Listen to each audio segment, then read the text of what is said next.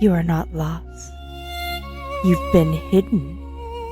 And you have the power to go beyond the veil.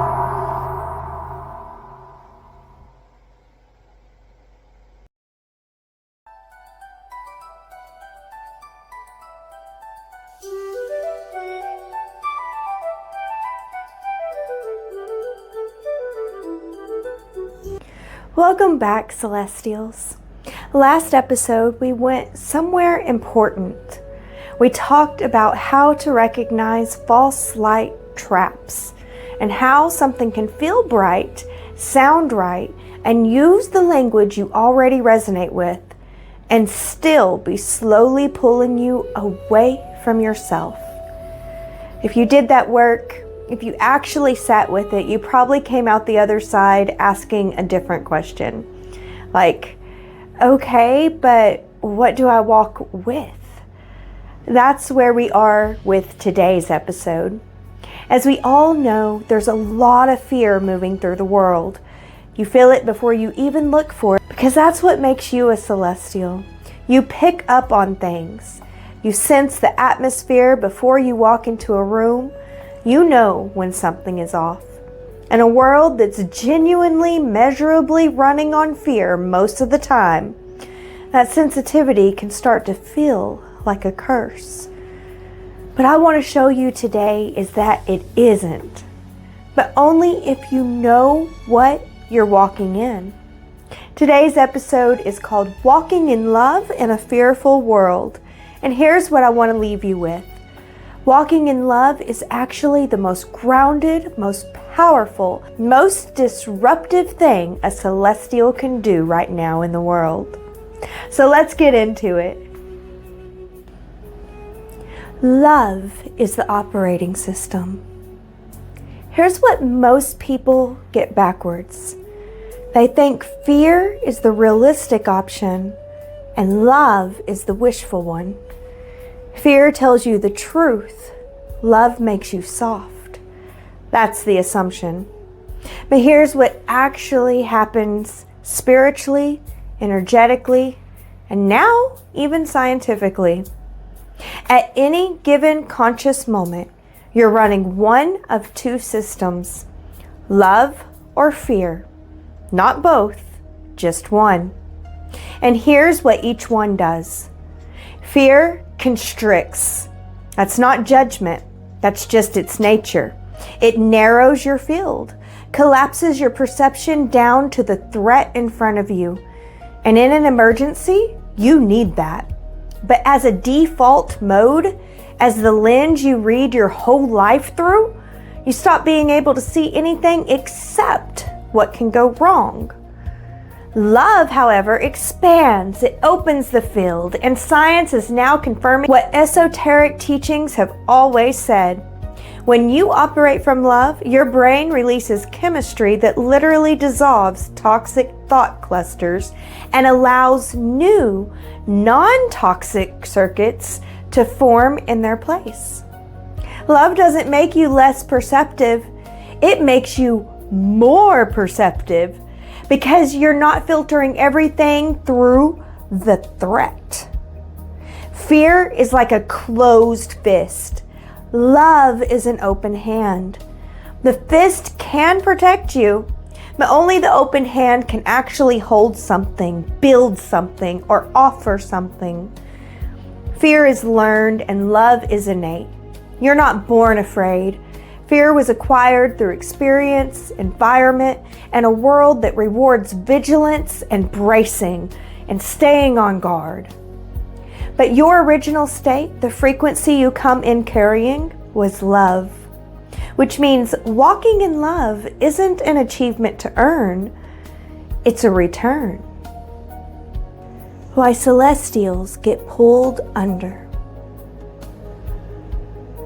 So if love is our natural state, why is it so hard to stay there? Especially for celestials, and especially now. Here's what happens. You feel things deeply, and that's not a flaw. That's your design. But in a world saturated with collective fear, That sensitivity has two traps, and most celestials cycle between both of them. The first trap is absorption. You feel the collective fear, the grief, the low-grade dread, the anxiety that's just moving through everything right now. And because you're built to feel things, you take it on as yours. You think the heaviness is yours, the instability is yours, the sense that something's about to go wrong, you think is yours. But a lot of the time, you're just picking up the room. You're picking up the collective, and it's running through you like a signal. Because no one ever taught you how to change the station. When that happens, you lose your center. You start making decisions from fear that doesn't even belong to you.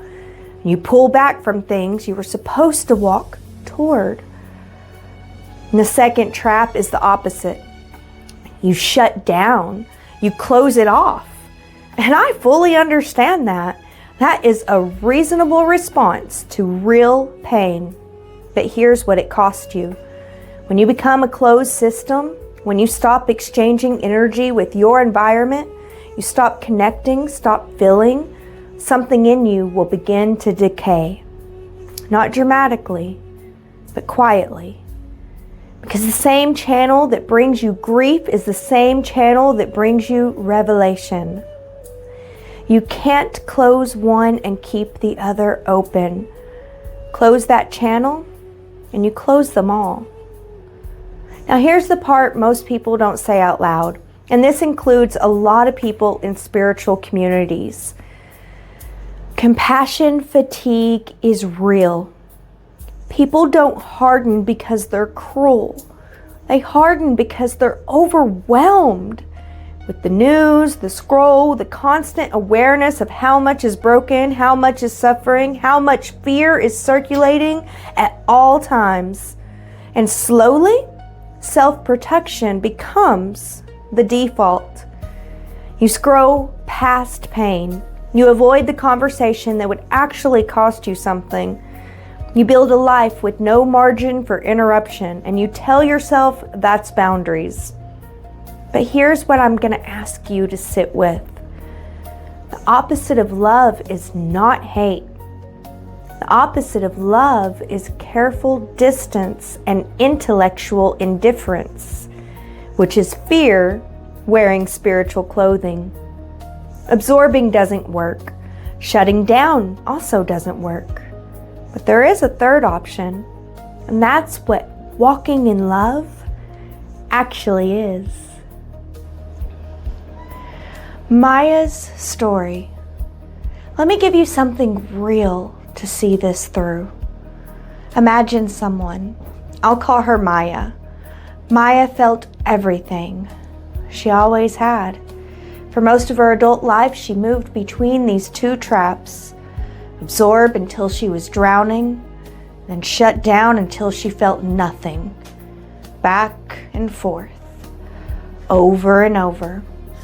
And then one year, everything collapsed. A job she'd given herself to completely. Her time, her energy, her identity. Honestly, just gone in a day. And the world outside wasn't helping either. Every time she opened her phone, more confirmation, more fear, more division. She was done, not dramatically, but in a quiet, exhausted way where you just can't take anything else in. And then her sister called. And her sister was one of those people who ran on anxiety, not because she's a bad person, but because she's scared. And when she's scared, she needs someone to be scared with her. Old Maya would have done one of two things. She would have absorbed the whole call, taken in every fear her sister named into her own body, agreed with all of it, and hung up feeling like she had been wrung out. Or she would have shut down, given short answers, gotten off the phone fast, and then felt guilty about it for days. But that day, something was different. Before she picked up the phone, she paused. Just for a second, she took one breath, and in that breath, she asked herself, not out loud, just clearly in her mind, what frequency am I walking into this call with? And she was honest. She was tired. She was borderline fearful herself.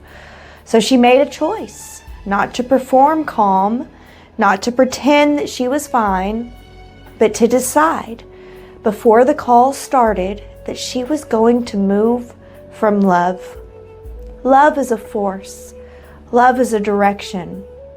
Love is an action. She picked up the phone. Her sister started in immediately. The news, the economy, the future, all of it spiraling fast.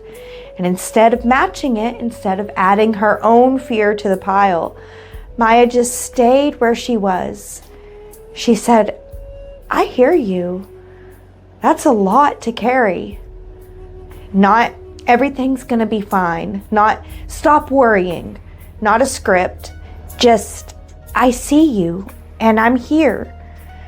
I'm not scared with you, but I'm still here. Her sister paused, almost a little surprised, and something shifted in that call for both of them. Not because Maya fixed anything, but because she refused to let fear be the only frequency in the room. She was a steady point in the middle of her sister's storm. And here's what Maya noticed after she hung up. She didn't feel drained nor guilty. That had never happened before. Every call like that had left her empty. But this time she felt something closer to clear. Because she hadn't been a sponge, she became a conduit. Her sensitivity had read the situation, felt exactly what her sister needed, and instead of being consumed by it, she offered love back. That's the difference. That's what changes when the operating system changes. Love doesn't make you absorb less. It makes you transmit more. And your sensitivity, the thing that used to pull you under, becomes the exact tool you were supposed to use it as. What love actually requires. So let's go deeper here because this is where it gets important. Walking in love does not mean loving everything equally. It does not mean no boundaries, and it does not mean saying yes to things that diminish you because you're coming from love. That's appeasement wearing spiritual clothing, and we need to call it what it is. Here's the question that reframes everything. It's not who deserves my love. That's the question fear asks. Fear's always calculating, always measuring, and deciding who qualifies. The real question, the one that shifts everything, is who does love make me? So who does love make you? What kind of person are you becoming when you choose to move from love instead of fear? Because love is not primarily about finding worthy recipients. It's about who you become in the act of it. When you actually walk in love, it has a spine. Walking in love sometimes means a very clear no, because you love yourself enough to protect what is sacred.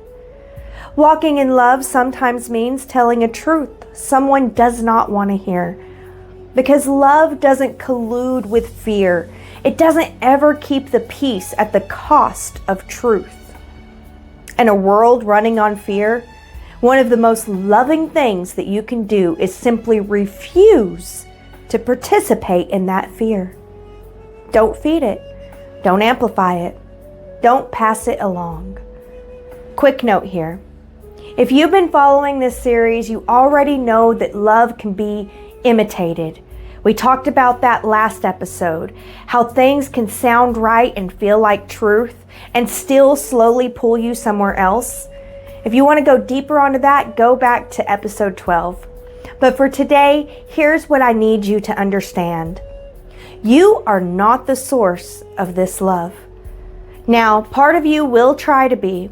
There's a layer of you, the ego, the personality, the layer that will try to force what it was never designed to carry.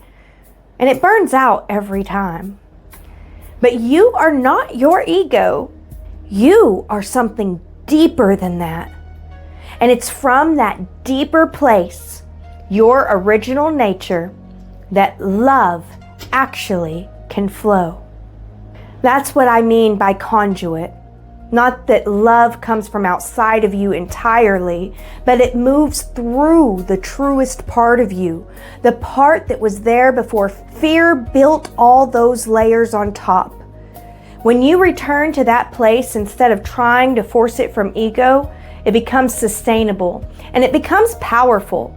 The more deeply you walk in it, the more your heart opens. And yes, the more it breaks too, because you'll start to see how low the actual bar is in most rooms, how rarely people feel genuinely seen, how many people are right there, tired, lonely, ashamed, carrying something heavy, while fear whispers to them and everyone around them, keep walking, not your problem, you don't have time. And you will know in your body, not just in your mind, that crossing that road is one of the most sacred things that you can do. Before fear was taught. I want to say something that may push back on everything you think you know about yourself. Love is not something you're trying to get to. It's something that you came from. And I know it might sound like a nice spiritual idea, so let me actually show you what I mean. Think about the moment that a baby enters the world. The first thing it does is cry. And most people look at that and think fear, overwhelm, shock. But here's what's actually happening. That cry is not, I'm afraid. That cry is, I need you.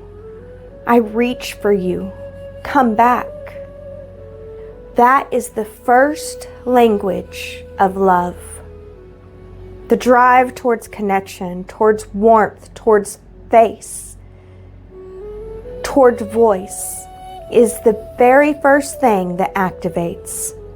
Not threat detection, not defense, but reaching. And science is starting to catch up with what that means. Research from Yale's infant cognition study showed that babies as young as 3 months old consistently prefer figures who help others over figures who harm. Before language, before socialization, before anyone taught them about any values. Pro-social preference, the orientation towards care and connection, appear to be built into humans.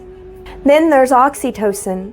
The chemistry of love, trust, and bonding doesn't develop over time. It's present at birth. The moment of arrival itself triggers a massive oxytocin surge in both the mother and the child. You didn't work your way toward that chemistry. You just arrived in it.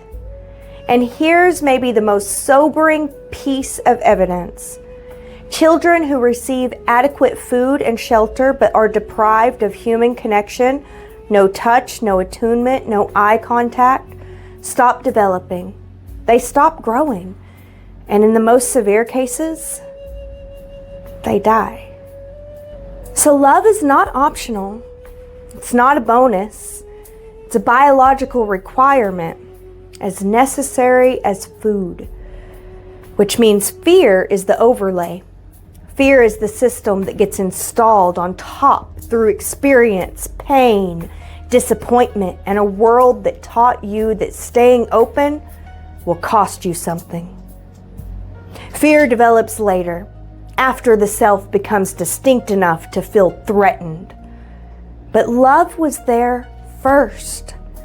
Love is the foundation. Fear is what got built on top of it. So whenever I say walking in love is a return, I mean that literally. You're not trying to become something you're not. You're not chasing a frequency you never held. You're going back to the original setting, the one that was running before the world started teaching you how to be afraid. That's not a spiritual concept. That's your actual scientific design.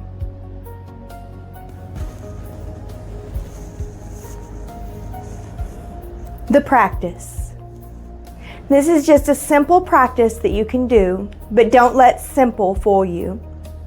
Before you walk into anything that tends to pull you towards fear, the news, social media, a hard conversation, a family member who runs on anxiety, whatever it is for you, try to stop and take one breath. And in that breath, ask yourself, what frequency am I walking in right now? Then drop out of your head and into your body, not to figure anything out, just to notice. And here's what you're feeling for. If you're in fear frequency, your body will tell you. Your chest will be tight, your shoulders will be up, thoughts will be narrowing down to worst case scenarios. And you can feel a low grade bracing, like you're getting ready to take a hit. That's the closed system. That's fear running the show.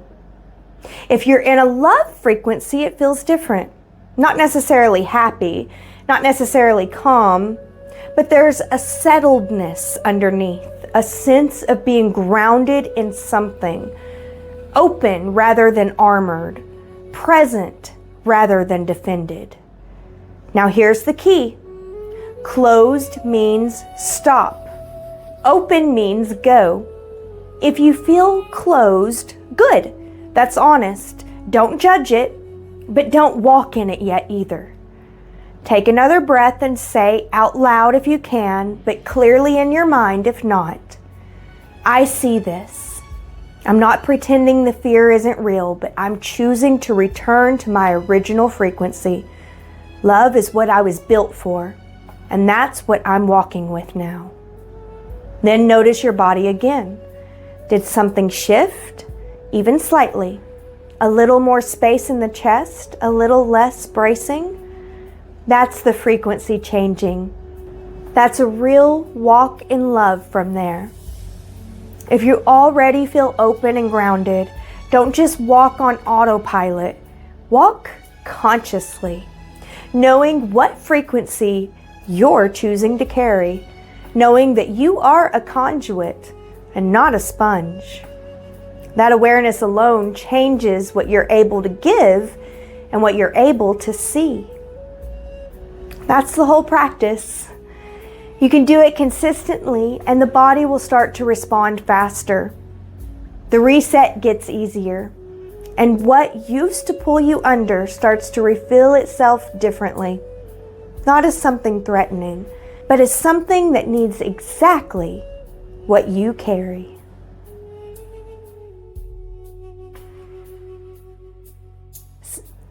Celestials, you were not born afraid. Fear was taught to you. Love is what you came in carrying. And walking in love, really walking in love, isn't about ignoring a hard world. It's about staying soft in the face of real things and choosing to move through this world as what you actually are. If this resonated to you, there's a deeper work waiting for you at www.celestialgrove.academy. And if this show has been meaningful to you, your support keeps it going. Please like and share. Every bit is felt and it matters. In the next episode, we're going into a distinction I know a lot of you wrestle with. The line between genuine spiritual alignment and using spirituality to avoid the hard work. Sacred will versus spiritual bypassing. Because love and bypassing can look very similar from the outside. And you need to know the difference. I'll see you there. And until then, I hope that you choose to keep walking through the veil with love.